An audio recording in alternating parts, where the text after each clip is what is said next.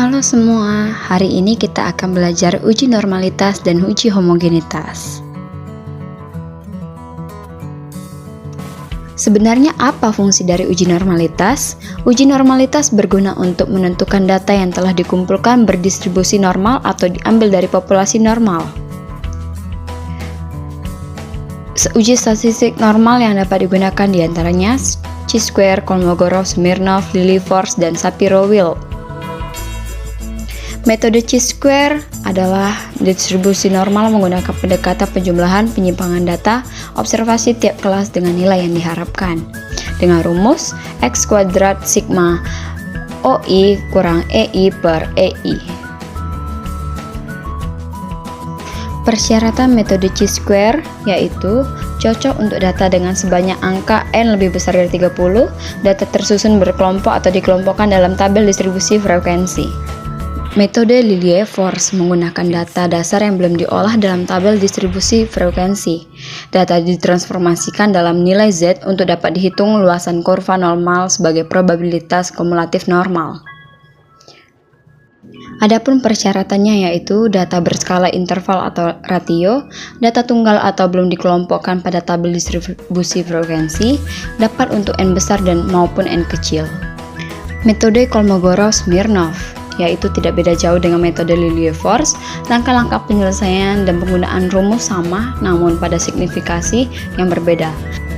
Adapun persyaratannya yaitu data berskala interval atau ratio, data tunggal atau belum dikelompokkan pada tabel distribusi frekuensi, dapat untuk n besar maupun n kecil. Metode Shapiro-Wilk. Metode Shapiro-Wilk menggunakan data dasar yang belum diolah dalam tabel distribusi frekuensi. Data urut kemudian dibagi dalam dua kelompok untuk dikonversi dalam Shapiro-Wilk, dapat juga dilanjutkan untuk transformasi dalam nilai Z. Adapun persyaratannya yaitu data berskala interval atau ratio, data tunggal atau belum dikelompokkan pada tabel distribusi frekuensi, data dari sampel random. Uji homogenitas adalah syarat uji statistik inferensial parametrik. Teknik pengujiannya diantaranya lain yaitu adapun uji Hartley yaitu sebagai berikut ini beserta kriteria pengujiannya. Uji Bartlett. Untuk melakukan pengujian ini kita misalkan sampel berukuran N1, N2, N3 dengan sampel hitungan varian. Adapun tabel penolong uji Bartlett yaitu sebagai berikut, dapat dilihat.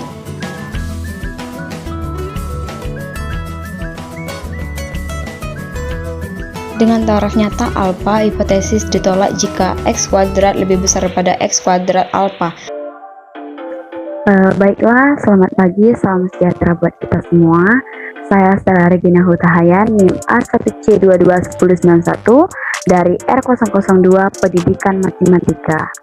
Baiklah, video ini bertujuan untuk memenuhi ujian akhir semester dari mata kuliah statistik inferensial, yaitu saya akan mengerjakan atau membahas tentang uji normalitas dan uji homogenitas. Baik, di sini saya akan memulai share screen.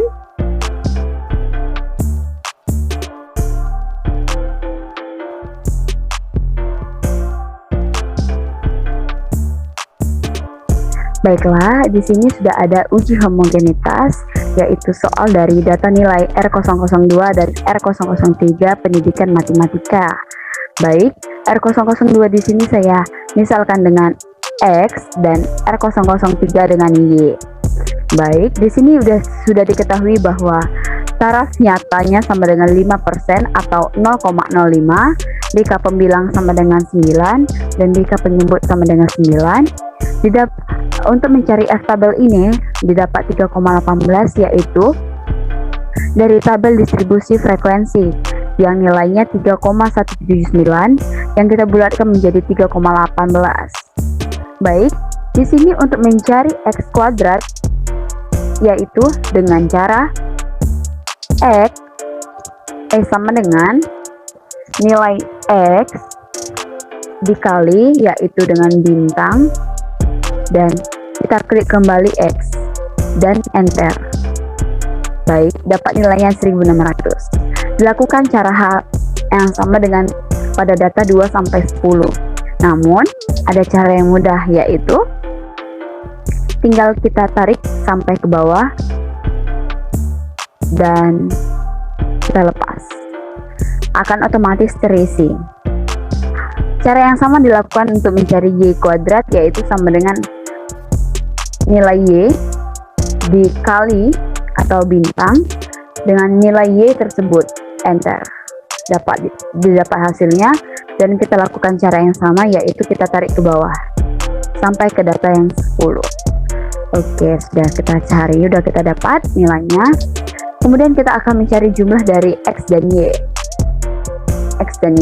dan seterusnya, yaitu sama dengan sum, rumusnya yaitu sum buka kurung nilai X ini kita tarik ke bawah sampai ke data 10 dan kita tutup kurung, enter. Oke, dapat nilainya. Cara yang sama dapat kita lakukan untuk penjumlahannya ini, yaitu kita tarik, kalau tadi ke bawah, ini kita tarik ke samping, karena rumus yang dilakukan untuk mencari jumlah Y, X kuadrat dan Y kuadrat itu sama. Jadi tinggal kita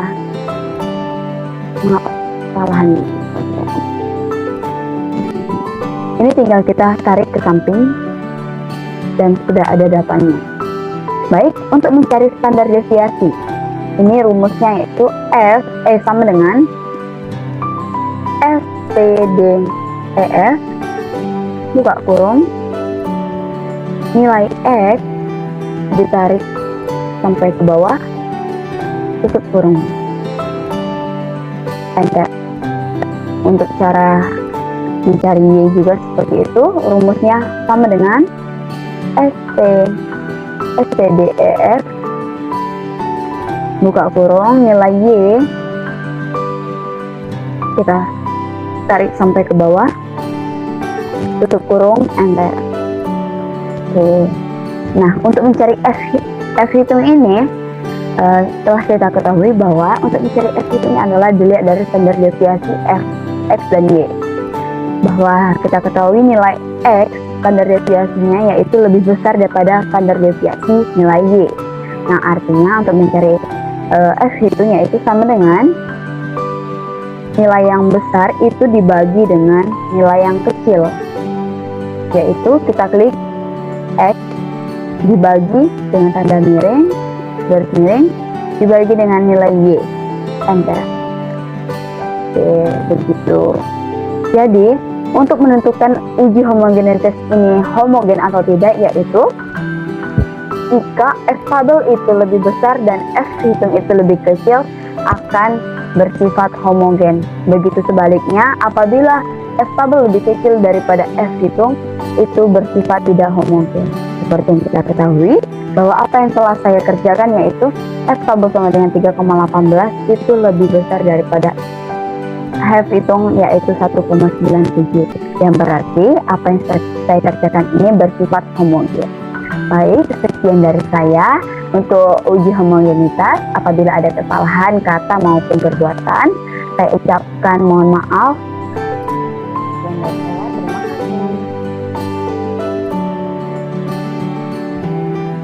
Baik, selamat pagi, salam sejahtera buat kita semua. Saya Regina Hutayan, NIM A1C221091 dari R002 Pendidikan Matematika. Di sini saya akan membahas tentang uji normalitas. Sebelumnya, untuk lebih lanjutnya, saya akan share screen terlebih dahulu.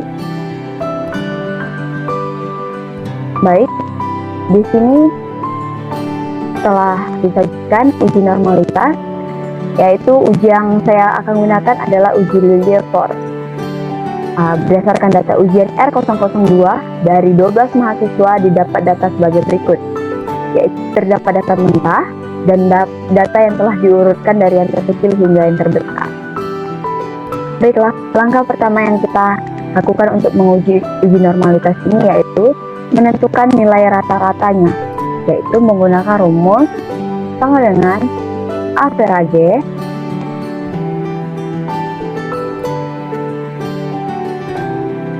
buka kurung nilai XI ditarik ke bawah hingga ke data yang 12, tutup kurung, enter. Untuk standar deviasi rumusnya yaitu sama dengan STDS buka kurung X1 XI hingga ke data yang 12, tutup kurung, enter. Setelah mendapat nilai rata-rata X dan standar deviasi, kita bisa mencari nilai Z sama dengan XI kurang X per standar deviasi, yaitu dengan rumus sama dengan buka kurung nilai X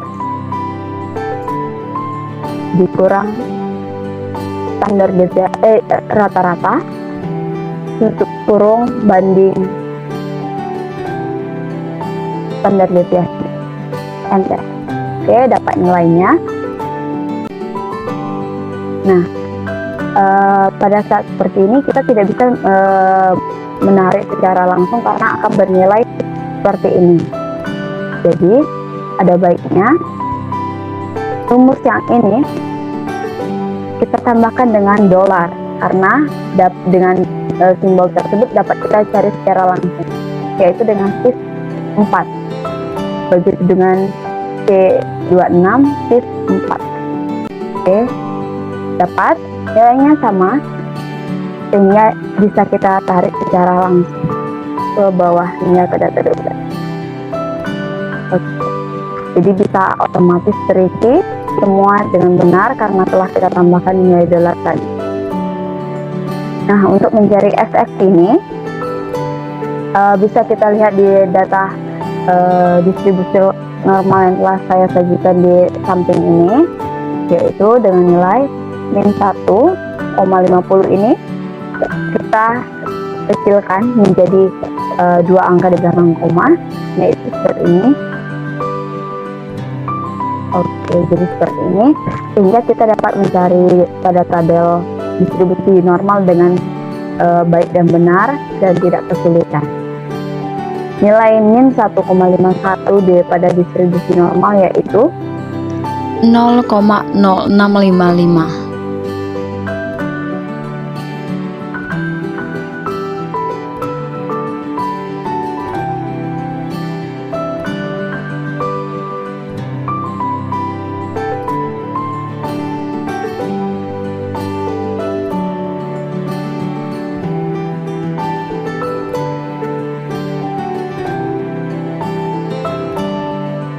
Baik, telah kita dapat dari tabel distribusi normal yaitu nilai yang tertera pada FX.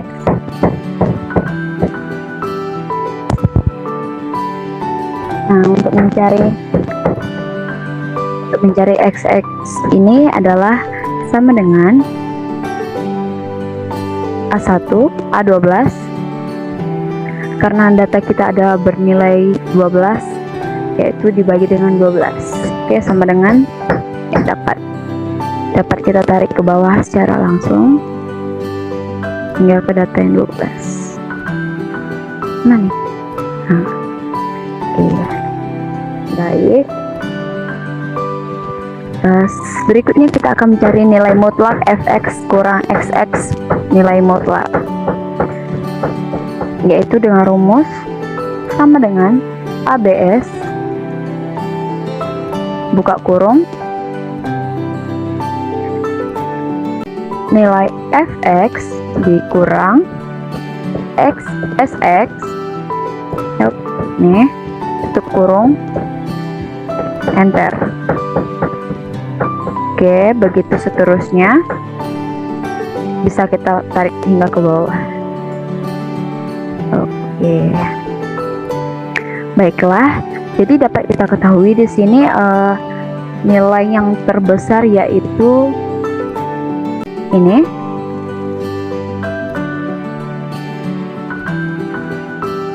(0,093867), yang berarti L hitung itu lebih besar daripada L tabel 0,42, yang berarti H0 ditolak dan HA diterima.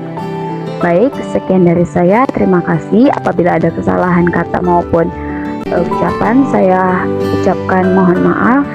Terima kasih.